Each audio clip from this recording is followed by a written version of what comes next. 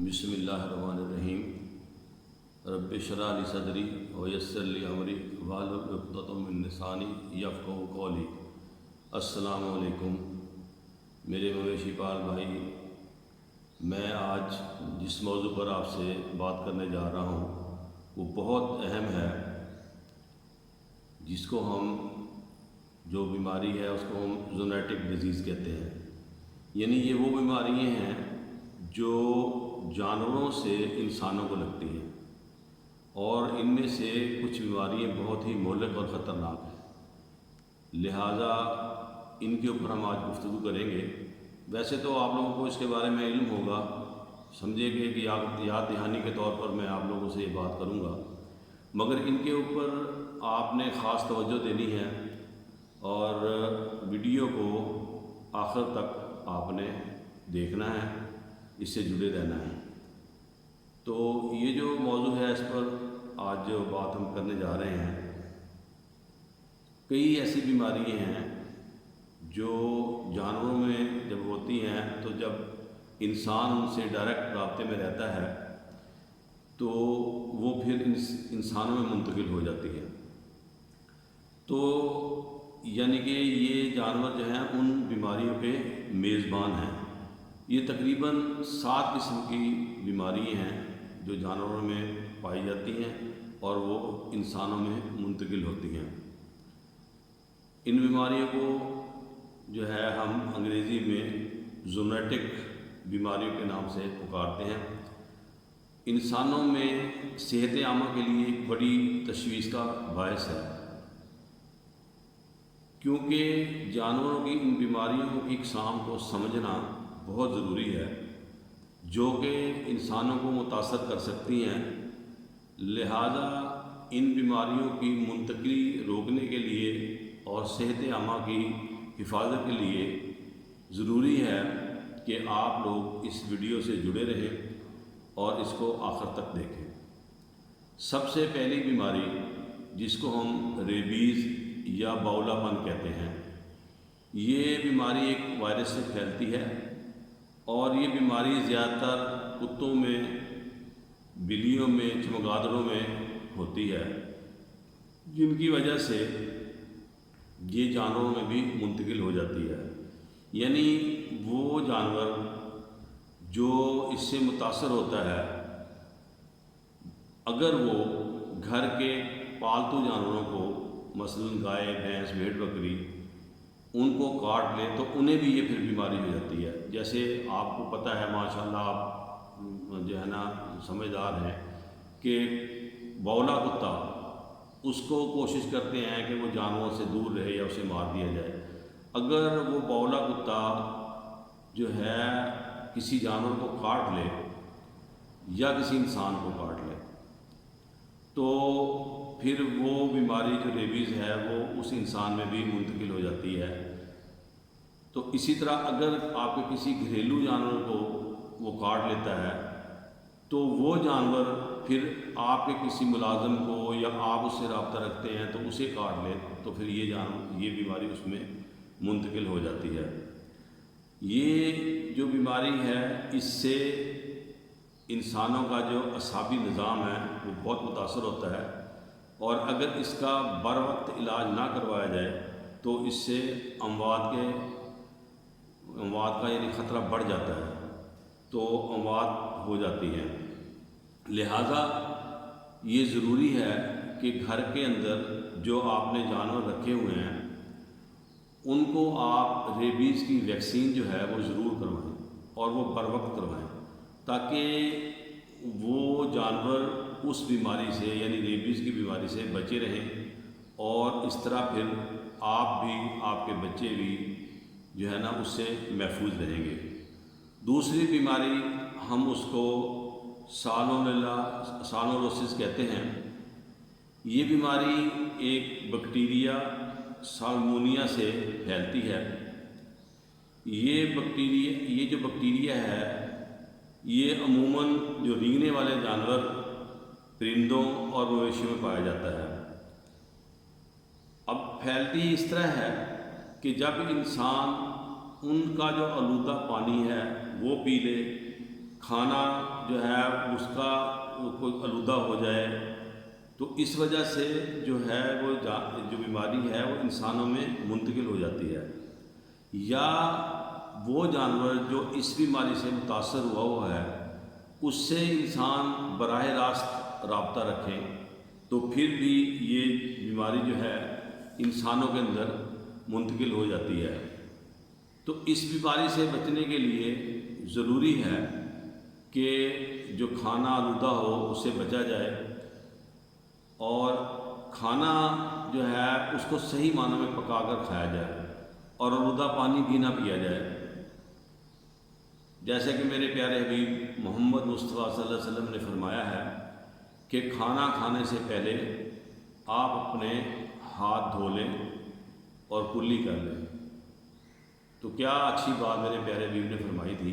تو اس بیماری سے بچنے کے لیے آپ کو پہلے کھانا کھانے سے پہلے ہاتھ دھو لینے چاہیے اور کلی بھی کر لینی چاہیے، تاکہ اگر آپ کا براہ راست اس متاثرہ جانور سے اگر رابطہ ہوا بھی ہے، آپ نے اسے چھوا بھی ہے، تو پھر جب آپ ہاتھ دھو لیں گے تو یہ بیماری پھر آپ کے اندر منتقل نہیں ہوگی۔ اس لیے ضروری ہے، یہ احتیاطی تدبیر ہے کہ جب بھی آپ جانوروں کے پاس سے ہو کر آئیں تو آ کر فوراً آپ اپنے ہاتھ اچھی طریقے سے دھو لیں۔ اس کے بعد تیسری بیماری ہے جسے ہم لائم بیماری کہتے ہیں۔ یہ بیماری جو ہے کالے رنگ کی جو ٹانگوں والا چچڑ ہوتا ہے اس کے اندر ہوتی ہے، اور وہ چچڑ جب کسی کو کاٹ لے تو پھر اس کے ذریعے سے یہ بیماری پھیلتی ہے۔ یعنی ایک بیکٹیریا ہے جو اس چچڑ کے اندر جاتا ہے، اور وہ چچڑ اس بیماری سے یعنی لائم بیماری سے متاثر ہو جاتا ہے۔ پھر یہ چچڑ جو ہے جب کاٹتا ہے، انسان کو کاٹ لے، جانور کو کاٹ لے، تو وہ اس کے اندر وہ بیماری منتقل ہو جاتی ہے، اور یہ بیماری چوہوں میں، گلہریوں میں، ان کے اندر بھی ہوتی ہے۔ لہذا جو ہے گھر کو چوہوں سے بھی پاک رکھنا چاہیے، اور جیسے دیہاتی ماحول میں گلہریاں بہت زیادہ ہوتی ہیں ان کو بھی جو ہے خیال کرنا چاہیے کہ جو جانوروں کی خوراک ہے وہ وہاں تک نہ پہنچ سکے۔ اس بیماری میں ہوتا یہ ہے کہ بخار ہو جاتا ہے، جسم ٹوٹتا ہوا محسوس ہوتا ہے، اور جوڑوں میں درد ہوتا ہے۔ تو یہ اس بیماری کی علامات ہیں۔ تو احتیاطی تدبیر یہی ہے کہ آپ مکمل لباس پہنیں تاکہ چچڑ وغیرہ آپ کو کاٹ نہ سکیں، گھروں کو چچڑوں سے میرا مطلب صاف رکھیں، اسی طرح چوہے جو ہیں ان کو بھی گھروں میں نہ گھسنے دیں، اور کوئی چوہے مار یا جو کیڑے مکوڑوں کی جو دوائیں ہیں ان کا اکثر جو گھروں میں ہے اس کا سپرے کرتے رہیں۔ اس کے بعد چوتھی بیماری آتی ہے برڈ فلو، یعنی پرندوں کا جو زکام ہے وہ ہوتی ہے، اور یہ بیماری بھی ایک وائرس سے پھیلتی ہے۔ اس بیماری سے زیادہ تر جو ہے پرندے متاثر ہوتے ہیں، اور پرندوں کے اندر بھی مرغیاں خاص طور پہ متاثر ہوتی ہیں۔ آپ نے سنا ہوگا کہ برڈ فلو آ گیا ہے، اور ان دنوں میں جب برڈ فلو بہت زیادہ آیا ہوا ہو تو اکثر مرغیوں کے گوشت کا ریٹ بھی نیچے گر جاتا ہے۔ تو اس وائرس کی کچھ ایسی نسلیں ہیں جو انسان کو بھی متاثر کرتی ہیں، یعنی برڈ فلو کی کچھ ایسی آپ اقسام کہہ لیں جو پرندوں کو تو متاثر کرتی ہی کرتی ہیں، اور پھر ان پرندوں کے ساتھ یا مرغیوں کے ساتھ جو بندوں کا، انسانوں کا رابطہ رہتا ہے تو وہ وہاں سے بھی اسے منتقل ہو سکتی ہے۔ بعض اس کے ایسے اقسام ہیں اس وائرس کے جو ڈائریکٹ انسانوں پر بھی حملہ کرتے ہیں۔ تو اس بیماری کا جو زیادہ تر اثر ہے وہ جو سانس کا نظام ہے اس کے اوپر ہوتا ہے۔ سانس کی نالی متاثر ہو جاتی ہے، اس کے بعد پھیپھڑے جو ہیں نا وہ متاثر ہوتے ہیں۔ تو یہ بیماری زیادہ تر جانوروں کا جو فضلہ ہے اس سے پھیلتی ہے۔ لہٰذا پولٹری فارموں پر جو ہے یہ احتیاطی تدابیر ہونی چاہیے کہ وہاں پہ بایو سیکورٹی جو ہے اس کو ملحوظ خاطر رکھا جائے۔ اس کے بعد پولٹری پروڈکٹس جتنی بھی ہیں اس کو اچھی طرح پکا کر پھر کھانا چاہیے، تاکہ پولٹری پروڈکٹ کی وجہ سے آپ کے اندر وہ بیماری منتقل نہ ہو۔ اگر ان جو وہ پولٹری کی جو فارم ہے، اگر وہاں پہ کوئی برڈ فلو آیا ہوا ہے اور وہاں کی کوئی پروڈکٹ ہے، مثلا گوشت والے چوزے ہیں یا انڈے دینے والی جو مرغی ہیں ان کے اندر آ گیا، تو پھر وہ انڈوں کے ذریعے بھی آپ متاثر ہو سکتے ہیں۔ گوشت اگر آپ نے صحیح طریقے سے گلایا نہیں ہے، پکایا نہیں ہے، تو اس سے بھی آپ متاثر ہو سکتے ہیں۔ اس کے بعد 5ویں بیماری آتی ہے جس کو ہم بروسیلوسس کہتے ہیں۔ یہ ایک بیکٹیریا سے پھیلتی ہے اور یہ زیادہ تر بیماری مویشیوں میں پائی جاتی ہے، جن کے اندر زیادہ تر گائے، بھینس، بھیڑ، بکری یہ بہت زیادہ متاثر ہوتے ہیں۔ تو یہ پھر جس جانور کے اندر بروسیلوسس ہوگا تو اس جانور کا دودھ پینے سے، گوشت کھانے سے جو ہے یہ انسانوں میں منتقل ہو جاتی ہے۔ یہ بیماری زیادہ تر جو ہے جو حاملہ جانور ہوتے ہیں ان پہ زیادہ اثر کرتی ہے، یعنی حمل گر جاتا ہے جانوروں میں۔ تو اگر یہ بیماری انسانوں میں منتقل ہو جائے تو اس سے حاملہ عورتیں متاثر ہوتی ہیں، تو ان کا بھی حمل گرنے کا خدشہ ہوتا ہے۔ لہذا جب اس جانور جو کہ جس کو بروسیلوسس سے متاثر ہو تو کوشش کریں اس جانور کو اپنے گھر سے آپ نکال دیں، اسے بیچ دیں، یعنی اس کو گھر میں نہیں رکھنا چاہیے۔ تو یہ سب سے بہتر طریقہ ہے۔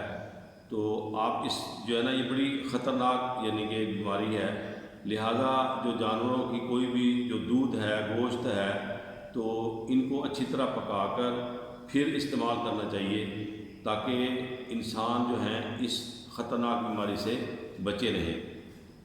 لہذا جتنی بھی دودھ کی مصنوعات ہیں ان کا بھی جو ہے استعمال وہ خاص طور پہ جو ہے ابال کے اچھی طریقے سے اس کو گوشت ہے اس کو اچھی طریقے سے گلا کے پھر استعمال کیا جائے۔ اس کے بعد ایک چھٹی بیماری ہے جس کو ہم لیپٹوسپائروسس کہتے ہیں۔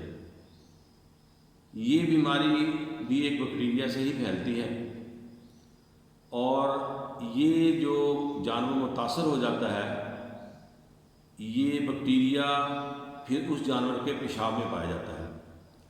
اب جب وہ متاثرہ جانور جہاں کہیں پیشاب کرے گا تو وہ مٹی جو آلودہ ہے وہ جب انسانوں میں سانس کے ذریعے، منہ کے ذریعے جب داخل ہوگی تو پھر انسان بھی اس بیماری سے متاثر ہو جاتے ہیں، اور اس میں جو ہے چوہے، مویشی، کتے وغیرہ وہ بھی متاثر ہو سکتے ہیں۔ تو لہٰذا کوشش کرنی چاہیے کہ جہاں پر وہ جانور جہاں پہ یہ متاثرہ جانور ہے وہاں پر جو جانور ہے وہاں کی مٹی جو ہے اس سے بچنا چاہیے، اور صفائی کا خاص طور پر خیال رکھنا چاہیے۔ تو یہ اسی طرح سب سے پیاری جو چیز ہے اہم وہ صفائی ستھرائی ہی ہے، کہ اگر آپ ظاہر ہے آپ ذمہ دار بھائی ہیں، جانوروں سے آپ کا رابطہ رہتا ہے، تو اگر آپ اپنے جانوروں سے ان کو چارہ وغیرہ ڈال کر آئے ہیں، دودھ دو کر آئے ہیں، تو یا جانور کوئی اور کام کر کے آئے ہیں، تو آ کر فوراً آپ جو ہے اپنے ہاتھ پاؤں اچھی طریقے سے دھو لیں، بلکہ ہو سکے تو غسل کر لیں، نہا لیں۔ تو اس طرح آپ جتنے بھی بیماری ہیں موسٹلی وہ آپ جو جانوروں سے انسانوں میں منتقل ہوتی ہیں تو آپ ان سے بچ سکتے ہیں۔ اس کے بعد 7ویں جو بیماری ہے اس کو ہم ٹوکوپلاسموسس کہتے ہیں، ٹوکسوپلاسموسس آپ کہتے ہیں ہم اس کو۔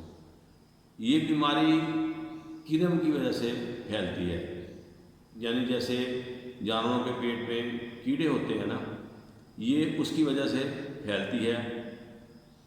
اس کا جو کرم ہے اس کو ہم گونڈی پیراسائٹ کہتے ہیں، یعنی یہ پیراسائٹ جو ہے اس کا نام گونڈی سے مشہور ہے۔ یہ جو کرم ہے زیادہ تر بلیوں میں پایا جاتا ہے، یعنی یہ بیماری زیادہ بلیوں میں پائی جاتی ہے۔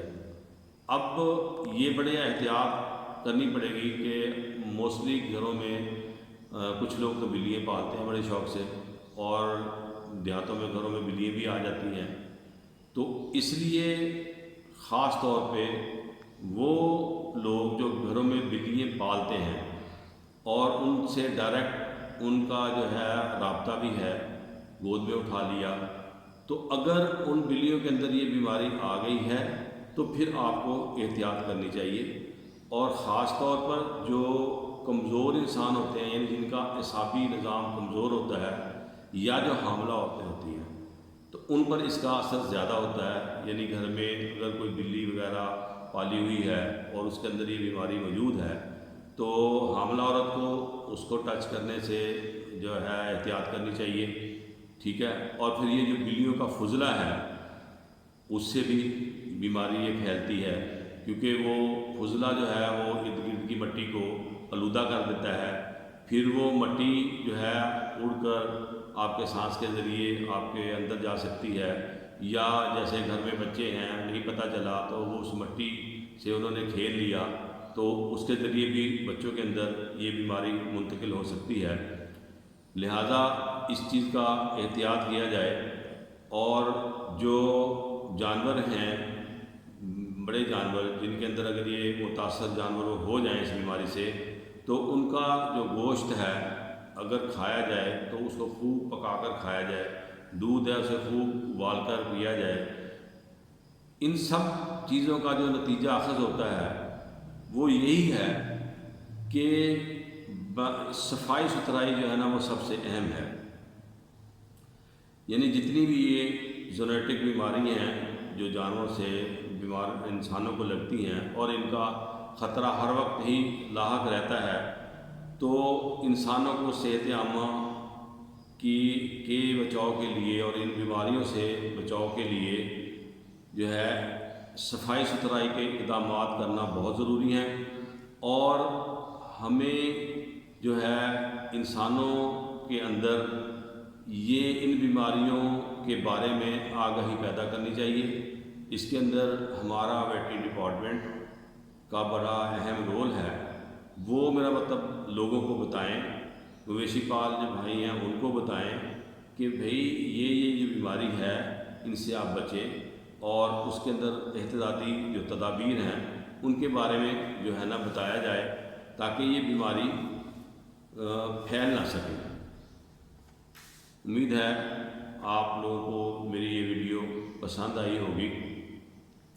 تو جو میرے مویشی پال بھائی نئے میرے اس چینل پر آئے ہیں ان سے میں گزارش کروں گا کہ وہ میرے اس چینل کا جو اس کو سبسکرائب بھی کر دیں، اور جو گھنٹی کا بٹن ہے اسے دبا دیں تاکہ آنے والی جو بھی ویڈیو ہے وہ ان تک براہ راست پہنچ جائے۔ جیسے میں ویڈیو اپلوڈ کروں تو ان کے پاس جو ہے نا نوٹیفیکیشن آ جائے کہ ایک ویڈیو جو ہے وہ اپلوڈ ہو گئی ہے۔